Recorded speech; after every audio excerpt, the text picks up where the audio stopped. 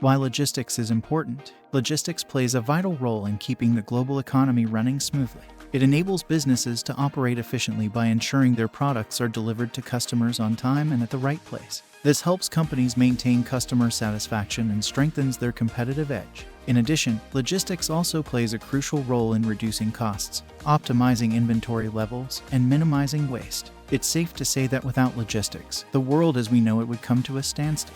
Logistics also plays a crucial role in disaster relief efforts by ensuring that essential supplies reach affected areas quickly and effectively. In times of crisis, logistics professionals work tirelessly to coordinate with various organizations and agencies to deliver aid to those in need. In today's globalized world, logistics has become more complex due to increased international trade and e-commerce. This has led to the development of advanced technologies such as automation, artificial intelligence, and blockchain to streamline logistics processes. These innovations have revolutionized the industry by improving accuracy, speed, and cost-effectiveness. Furthermore, logistics is not only limited to the transportation of goods but also encompasses services such as warehousing, packaging, and inventory management.